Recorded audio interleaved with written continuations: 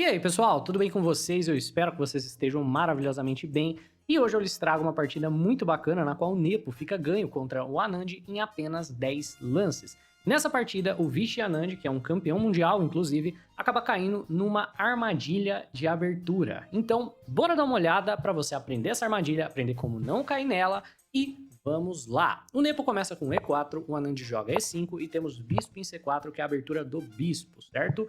Aqui, o jogador de pretas tem bastante flexibilidade no que ele escolhe jogar, mas a maior parte dos lances vai levar a sistemas parecidos, né? O jogador de pretas joga cavalinho F6 para ameaçar o peão de E4 e o Nepo simplesmente defende jogando o peão D3. Temos agora bispo em C5, apenas desenvolvendo novamente, e cavalo em C3 por parte do Nepo. Você vai ver que o Nepomniachtchi não está ameaçando o peão de E5 com cavalo em F3 de propósito, tá? Ele quer manter esse cavalo flexível, ou ele vem para casa de 2 ou para F3 mesmo, mas o que ele quer fazer é, antes de tirar o cavalo, poder jogar o lance F4, que é um lance típico da abertura do bispo e é um lance típico também da Viena. E esse lance conquista muita coisa, você vai ver. O jogador de preta joga D6 e agora o Nepo joga o F4 e valeu a pena a gente não ter desenvolvido o cavalo. Esse é um lance, vamos dizer assim, que tem um duplo gume, né? Ele é bom e ruim ao mesmo tempo, porque nós estamos expondo o rei. Claro, quando você joga F4, você está abrindo a possibilidade da dama vir para H4 com cheque, você está abrindo a possibilidade de alguns ataques ao longo dessa diagonal, você abre mão do direito de roque curto, pelo menos no curto prazo, né? Você vai ter que lidar com esse bispo antes de poder jogar. Mas, em contrapartida, a ideia é que você vai eliminar um peão central do jogador de pretas, certo? Por um peão lateral, e dependendo da situação, você avança o peão. E aí você deixa muito difícil das pretas jogarem na ala do rei pela falta de espaço. O bispo não vai ter muito por onde jogar. Então, essa daqui é uma linha agressiva e bem difícil de enfrentar, e tem algumas armadilhas, porque alguns lances aqui parecem muito bons, mas não são, e você vai entender por quê. O Anand joga cavalo C6, apenas desenvolvendo, e o Nepo segue desenvolvendo também com cavalo em F3. E nessa posição, para as pretas, o melhor a fazer é nada em específico, né? É seguir desenvolvendo, bispo em G4, certo? Seria um lance interessante. Roque, talvez cavalo em A5 para tentar pegar o par de bispos, também é uma possibilidade interessante. Mas o Anand vê uma oportunidade e ele acaba caindo numa armadilha, porque tem um lance aqui que parece simplesmente ganhar. Se você não conhece a teoria e você tá de pretas aqui, o que você joga?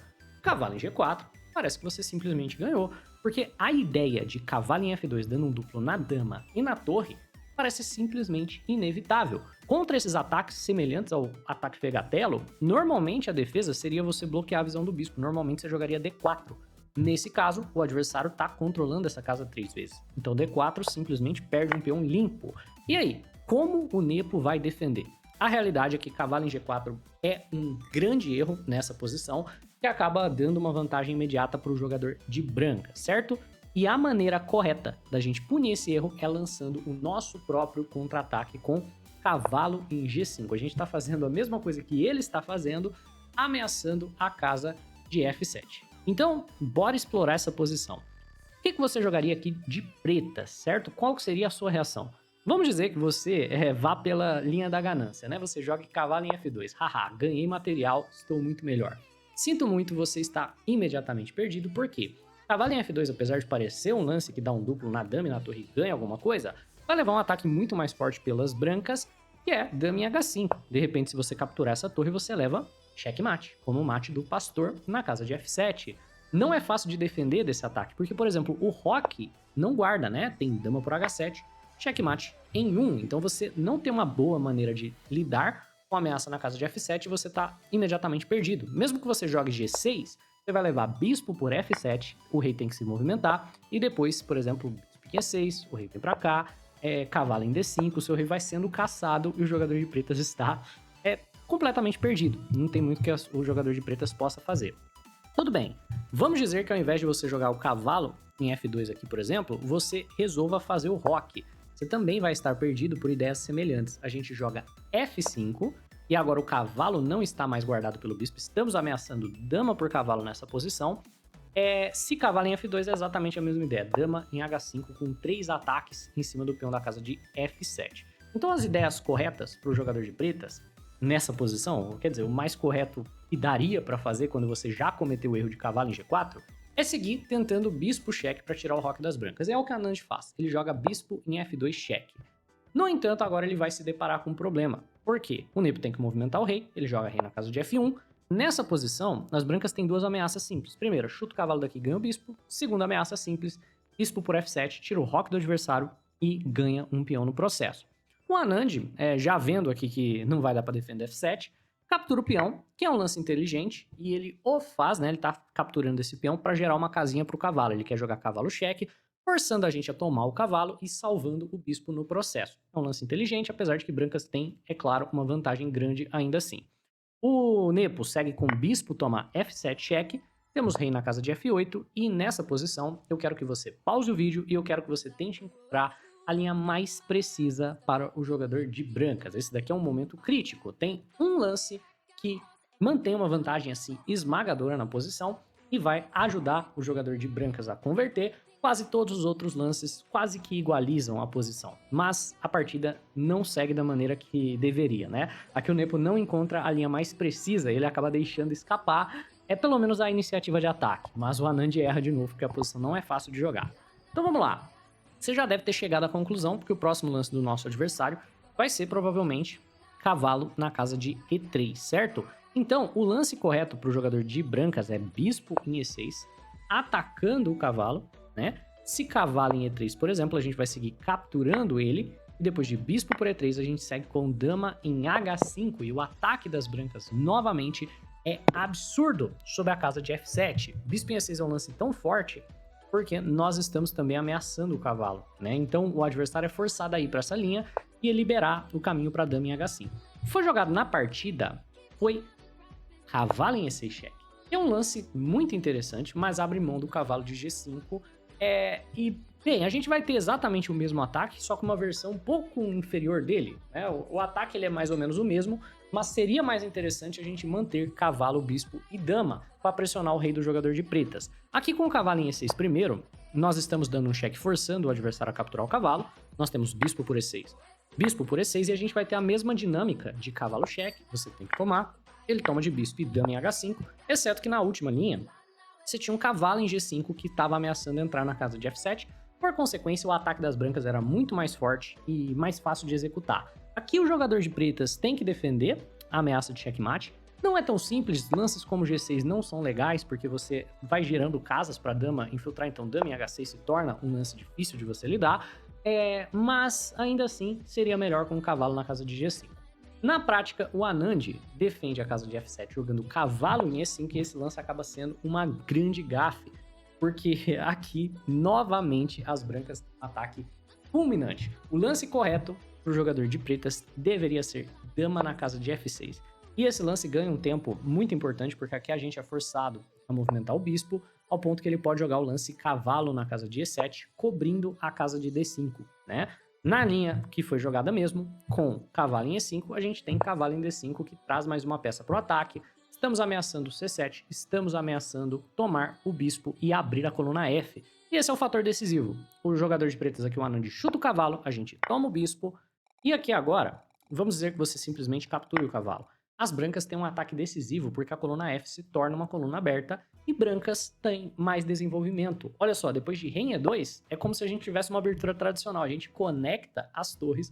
O próximo lance vai ser torre na casa de F1 e o jogador de pretas já pode preparar para abandonar, porque a vantagem do jogador de brancas é enorme. O que tivemos na prática foi dama em F6 por parte do Anand. Esse lance é incorreto, né? O que ele está tentando fazer com dama em F6? Ele está tentando argumentar que nessa posição, melhor do que tomar o cavalo seria capturar o bispo, né? Então ele está dando uma oportunidade para as brancas tirarem o cavalo daqui ao fazê-lo, né? Então vamos dizer que a gente joga um lance como, não sei, cavalo em D1, né? Um lance ruim. Ele vai tomar o bispo e agora a gente também está relativamente mal desenvolvido, a coluna F não está aberta e o rei dele não está tão exposto.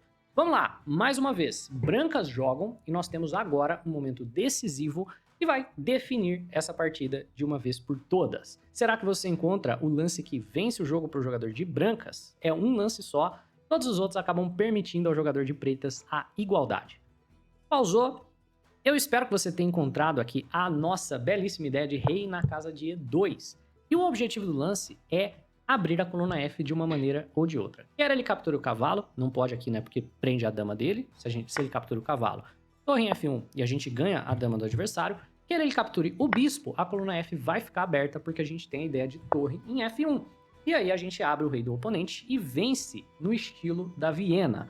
As pretas jogam dama em F6, tentam manter a defesa do peão de F. No entanto, o Nepo, que entende pouco de xadrez, né, só foi vencedor do torneio de candidatos diversas vezes, entende muito bem que em uma posição descoordenada, certo? Em uma posição onde o material está todo espalhado, onde há pouca defesa do rei, é preferível você ter uma dama do que as duas torres. Apesar de que a torre vale 5 e a dama vale 9, então duas torres, teoricamente, são menos valiosas do que uma dama, o rei do jogador de pretas está muito exposto, então a dama joga melhor. Portanto, ele joga torre por F4, dama por F4 e torre em F1, prendendo a dama do Anand. Depois de dama por torre, rei por dama, a posição está completamente ganha, justamente pelo que comentamos, certo? Se fosse uma posição onde o rei estivesse super seguro, as torres estivessem conectadas, por exemplo, imagina que você troca de posição o rei e essa torre de H8. Provavelmente, as duas torres jogam melhor do que a dama. No entanto, numa posição de rei exposto, meu amigo, você vai perder muito material. A dama é ótima para fazer caos. Então, olha, torre em E8 por parte do Anand, trazendo a torre para perto do rei, e rei na casa de G1 saindo da coluna F. Cavalo em F7, dama em G4, ameaçando infiltrar, para começar a ameaçar tudo quanto é tipo de ataque. Também gerando aqui uma ameaça, talvez, de cavalo na casa de F5, cavalo na casa de C4, ameaçando os peões, e assim em diante. G6, tentando gerar uma casa para o rei conectar torres, cavalo em C4, torre na casa de E7, lidando com a infiltração, de dama por aqui, por exemplo, dama em F4, pressionando o peão de D6, e torre em E6, defendendo o peão. Aqui agora, como o jogador de pretas tem peças muito descoordenadas, ele não conseguiu ainda conectar torres, é só você ir cutucando os peões e é justamente o que o Nepo faz. Então ele joga cavalo em A5 para pressionar B7. Em G7, cavalo por B7. Cai um peão. Tem torre em B8 e vai cair o peão de B? Nada disso. Olha só, cavalo em C5, com tempo na torre, o peão tá cravado, não pode tomar o cavalo, senão cai a torre de B8 e dá tempo de jogar depois cavalo em B3. Então depois de cavalo em E5, os dois jogam mais alguns lances, né? Ó, o Nepo joga H3 girando o respiro pro rei. Temos C5, talvez ameaçando o C4 no futuro, não sei. Dama na casa de D2, passando a dama para lá da dama para começar a cutucar as coisas, também ameaçando o D4. Torre em F8, D4. Peão toma, dama por D4 cravando o cavalo. Torre em F6 por parte das pretas descravando o cavalo e defendendo o peão que também estava ameaçado. O Nepo joga cavalo em D2. Temos G5 por parte das brancas, cavalo em F1.